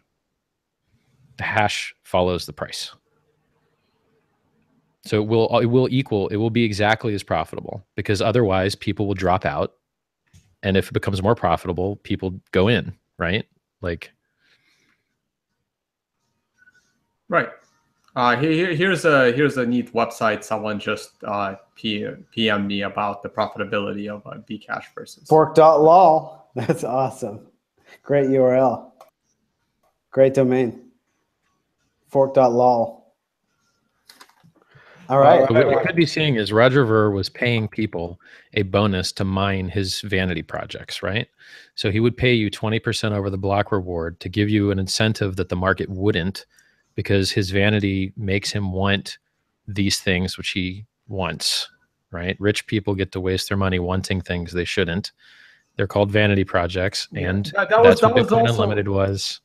That was also a bit of a trick. As far as I know, his mining pool wasn't paying out transaction fees. And meanwhile, probably people associated with that project were spamming the shit out of the network, raising the transaction fees. Hence, they kept raising the vanity reward and probably still making money on the deal. Yep. I don't put it past, the problem I have with all of these forks and all of this Judas betrayal escape stuff is that they don't play fair. They use shills, they use sock puppets, and they advertise and pay for the pollution of the communication channels. It's very hard for the Bitcoin community to find consensus on things, because this stuff is so hard that most humans can't understand it, even if it was their full-time job. That's how hard this stuff is. Right? Well, this is why we continue to do this channel, man. And meanwhile, there's things like birds. You remember birds, bitcoin.com birds section, where they would pay you to tweet stuff, to retweet garbage. Yeah. Hey, it's really that's a really good point, Richard. I think that it's not unique to Bitcoin. The signaling mechanisms that we have in the wider society resemble it very closely, except it's a lot easier to hide them. It used to be a lot easier to hide them, and now that the internet has come and now Bitcoin has come, a lot of this stuff is out in the open. Well, and it's just a little bit different because of the anonymity of payment. You can pay for these evil things to happen and make it harder to trace back to you. So because there's well-funded people in the space. It's the same thing with cash, hand off a briefcase in DC, and then you've got that influence on. What do you think? What do you think that legacy media is all about? Operation. I hope it's not the same thing as cash, or chat's going to be angry at you for shit talking BTC. So very interesting. Eventually equilibrium will be reached at whatever price that is, and it's certainly unethical, and you're right to call them out. There's a lot of immoral activity in the space, and I think that's something that we can get used to moving forward. Luckily, there's also a huge surge of people that are concerned about morality, which was which has been so maligned for the last 100 years under the fiat paradigm. It's really interesting. I urge all the listeners to check out, his name is Jörg Guido Hülsmann, German economist who follows the Austrian School of Economics. Really interesting presentations. He's done some talks on the cultural effects of fiat money, and how it, of course, one of the main ones is increasing time preference. decreasing space preference. In other words, making people want things right away because their money is literally crumbling before their eyes. And when you go into the Bitcoin world, you see quite the opposite, where it encourages space preference, where people want to save. They try to hold on to their Bitcoin because they think it's going to be worth more tomorrow than today. So very interesting. Okay, go ahead. Go. You go ahead, man. I want to hear what Richard has If you to want say. to, you can close up on this one. Go ahead. Everyone thinks that Bitcoin is the super duper duper answer to screwed up countries' collapse of currency. And what you'll discover is that if you can't buy toilet paper, you also can't buy Bitcoin. So Bitcoin only is able to replace and displace existing networks if the existing networks kind of let it. And if the existing networks have failed beyond all recognition, then we can't get our foothold in, right? It's like trying to force feed people. I don't know how to say it. I can say it this way. Bitcoin's been around 10 years. Venezuela still collapsed. Well, are they using Bitcoin? Not even 1/1000th as much as everyone else. And it's not because they don't need it more. It's because the same failures that made it so they can't buy toilet paper made it so they can't buy Bitcoin. That's all. Venezuela is trying. I mean, there's the government is trying to confiscate mining equipment left and right over there. I mean, I'm actually very curious what's going on in Venezuela. I will be in Colombia for one of the events coming up soon. I think it just got moved into November or December, even first week of December. I'm going to see if I can go to Colombia after that. May not be a good idea, though. Colombia doesn't have financial problems. Did you mean Venezuela? Yeah, no, I meant Venezuela. No, I'll be in Colombia for a conference. And then since I'll be right next door, was seeing if I should, go venture into Venezuela and see what's going on the ground. There used to be something called there's still something called the black market peso exchange, which is how all the drug cartels launder their money. But they used to do something similar in Venezuela. So you would take an airplane trip to Curaçao, which is an island off the coast of Venezuela, and you would pretend to max out your credit card on travel expenses. And you'd have a 2,500 euro max that the Venezuelan government let you use. But it was actually a conspiracy. And the people in Curaçao would bill your card the 2,500 and give it to you in US dollars to bring back to Venezuela and get the black market exchange rate, which is about 8 times higher. And then the Venezuelan government caught on and lowered the amount of money that you were able to spend on your credit card. So what you're describing with people trying to get functional utility of money around the government, they can buy Bitcoin mining equipment. Very hard to get delivered. You'd have to smuggle it like anything else into the country, right? Yeah, pretty much. I mean, I've spoken personally with one of Venezuelan miner when I was in Canada a few months ago. And yeah, he was getting real nervous and trying to move all of his miners out of Venezuela because what started happening there, the government caught on and they were like looking for Bitcoin miners to like basically confiscate all that shit. Bring him a Kanan miner, bro. He'll let you marry his daughter or something. I don't know. Oh, they are very beautiful over there. Yeah.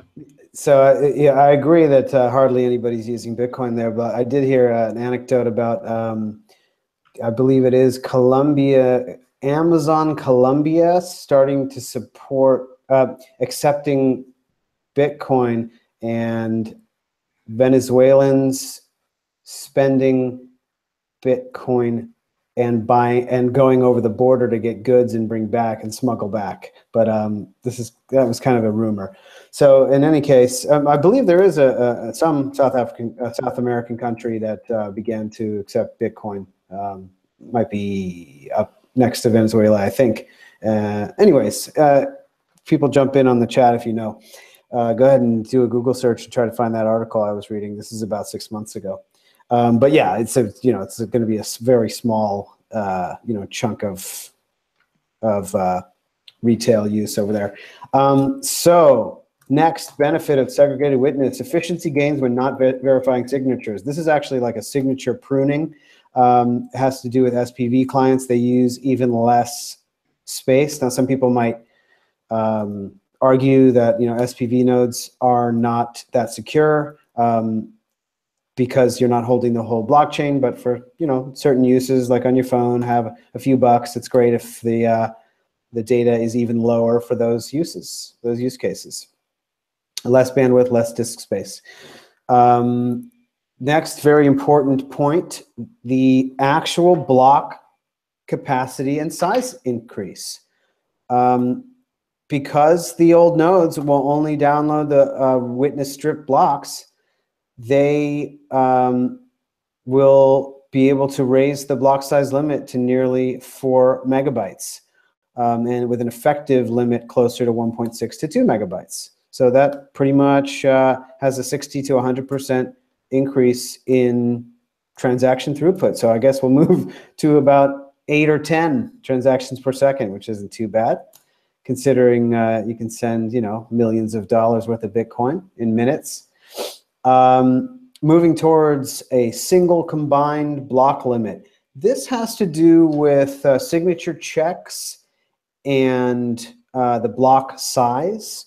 So it's a relatively complex issue, but basically it is miners who will benefit from this, because they'll be able to calculate the appropriate fees for their transactions better. And it'll benefit users. It'll benefit both miners and users, because everyone will be able to calculate what fees they need better. So as Bitcoin users are probably already familiar with, the Bitcoin fee estimation algorithms out there are varying in quality, and it's not always easy to get a handle on how much you'll need to pay in order to get a transaction included in a given amount of blocks. So that's something that down the line should probably help. And I've gone through the whole list on this page. Feel free, anyone else, to jump in if you know of any other benefits, or of course drawbacks. All right. I know a good benefit. Go ahead, Richard. Guess what the next step is in the core scaling roadmap after SegWit? I'll give the audience a chance to think about it. Maybe you guys. What do you think the next step is? Fungibility, privacy. I don't think so. Compact blocks? Nope. Wasn't it like the Snore signature stuff? No? No. 1.2 megabyte hard fork. That hard fork everyone has been fighting about so very, very, very much is literally the next thing in the roadmap. I don't think they're going to do it. No, it's Core's invention. Core's next step after SegWit is a fork to 1.2 megabytes, a 20% increase in raw block size. That's the next step. That was the original road. Is that the latest update? I don't think they're going to do it. Where is that in 0.15 pull requests? I'm quoting you Core's website, so I'll have to find it again. Right, I know, but when was the last time it was updated? Like, if that thing hasn't been updated in like 13 months, then yeah, I can see it being there. But it probably means they have to update their roadmap, because I don't see that happening. All right, I'm checking out the pull requests. I don't know why they would change it. Because it's been proven time and time again that hard forks are dangerous unless absolutely necessary, and this is not yet necessary. Okay, let's go through the pull. This is the performance improvements of the blockchain. You've got a bunch of initial block download, startup, and block validation improvements. Chain state database, UTXO spikes, SIG validation, level DB upgrade, SHA-256 optimization, and a refill of the key pool. You got some fee estimation improvements. That's pretty cool. I think that. Hey, Gabe, what's the link? What's the link? Can you post us the link? Thomas will put it on the big screen. Absolutely. There you go, Thomas. And got some fee estimation improvements. I'm sure those are following on from some SegWit. Multi-wallet support. That's pretty awesome. That's a great thing. That's more on the client side. Replaced by fee control in the GUI. That's awesome. Removal of coin age priority. I have no idea what that. Oh, this is, you can. Interesting. So you used to be able to tell it how old of coins in your wallet you wanted to spend, but I guess maybe those are deprecated now. Mempool persistence across the restarts. Groovy. So then it saves it, I guess, on your drive, client side. Some RPC methods. Oh, this is awesome. Low-level RPC changes. What does RPC stand for again? That's like the script How you type. It's how you query the it's how you query the Bitcoin D client if you want to program against it. So if you want to build your own app that knows what's going on in the Bitcoin network and then like does something with it, like puts up a website and says, hey, look what's going on in Bitcoin, you use RPC to speak between your app and the Bitcoin D client EXE consensus Fantastic. network. Nice, thanks. They added 6 new methods. That's awesome. Some RPC functionality changes. There's a bunch of those low-level RPC stuff. And that's it. No block size increase. We are seeing notes in the chat that this isn't the roadmap. This is the release notes for the next version. You were talking about the roadmap in general, the next big change in the roadmap. That's different from the release notes to 0.15, yeah. Yeah, but can we just check the date on that? God, where the hell are the dates on CoinDesk? Can you just scroll up? Okay, so that's a fairly recent one. That's March 2017. Still, I would like to see an update because we've now have another example of a botched hard fork. So let's see what's in this roadmap.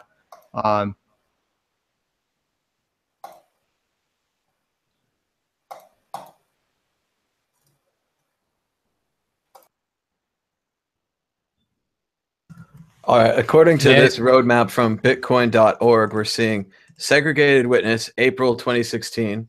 That was optimistic, followed by a potential 2016 of weak blocks, IBLTs, I don't know what that means, or both. Invertible Bloom lookup tables. Ooh. It's the things I was trying to talk about earlier. I can tell you what they do if you want. Let's see, I found a paragraph that says 90% or more reduction in critical bandwidth to relay blocks created by miners who want their blocks to propagate quickly with a modest increase in total bandwidth, bringing many of the benefits of the Bitcoin relay network to all full nodes. This improvement is accomplished by spreading bandwidth usage out over time for full nodes, which means IBLT and weak blocks may allow for safer future increases to the max block size. So it is about block size. Oh, it's scroll also down. about the Bitcoin relay network, right? All right, we're seeing more that it's if a segregated witness soft fork equivalent to a 4 megabyte block size increase, a 2 megabyte or a 1.75. Seeing segregated witness would be about a 1.6 or a 2 megabyte block. Again, I don't see them hard forking anytime soon. I think they changed it. They have an old version. They have conflicting versions on their mailing list, which is the most up to date, and their website, which apparently is laggy. Yeah, because you can still access a part of their site that quotes, or at least a week or two ago, quoted the hard fork is next. Well, but if they're watching this, yeah, maybe they'll update. It might have been left over from the Hong Kong agreement. According to this fact, it says, will there be a hard fork before or as part of the segregated witness implementation? It says, no, that is not part of the roadmap. They also say, if there's eventually going to be a hard fork, why not do it now? So they are addressing the potential that there may need to be a hard fork. All right. Excellent. I'm glad there won't be that soon. And I'm glad to see that the other things will be coming instead. I got to run. Happy SegWit lock-in. And I look forward to the show when we do the SegWit activation live. Hopefully it's not in the middle of the night for anybody. Great to talk to you guys. Thanks a lot in the chat. Thank you so much for your donations, everyone. Bye-bye. Later, Gabe. Thanks, Gabe, for joining us, and we're probably going to end the show pretty soon here. We did see segregated witness lock in on the network. We're now in the grace period, which means over the next 2 weeks, miners still have a chance to upgrade their software and to prepare for the actual activation, which will happen in 2 weeks. The price of the Bitcoin did go up just a little bit as we were talking. It's now $34.38.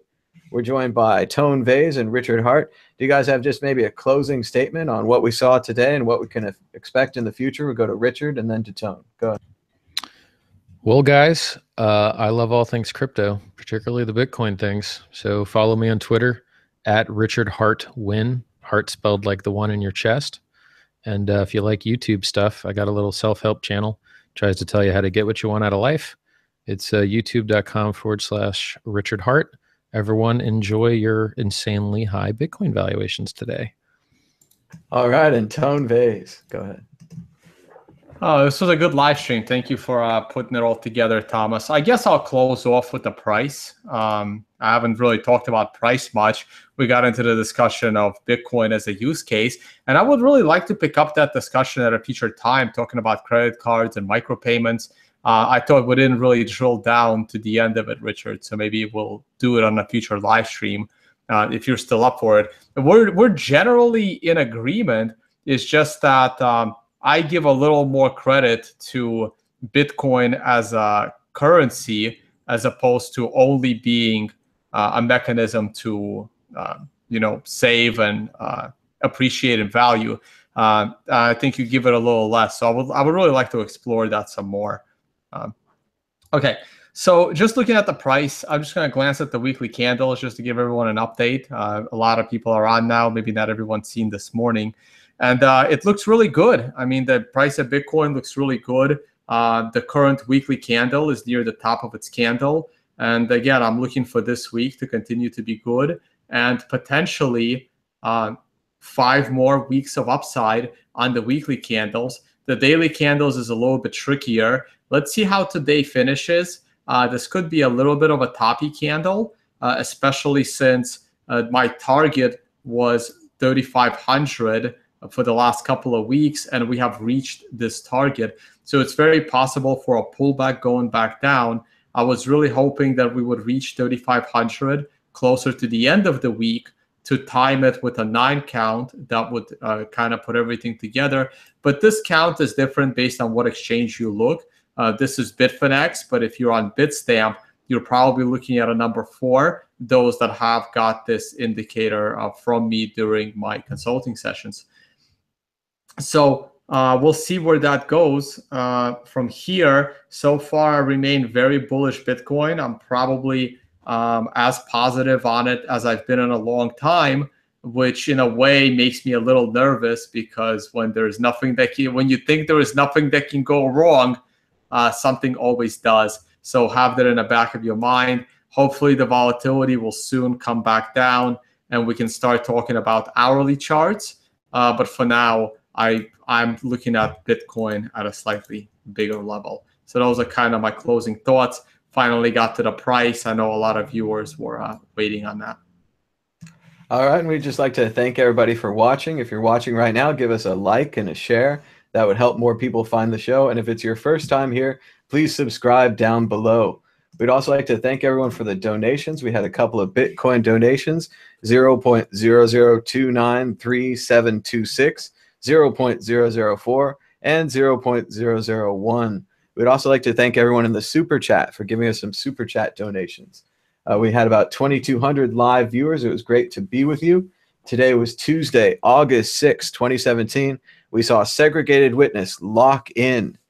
And we'll be back with you tomorrow for Today in Bitcoin. Bye-bye.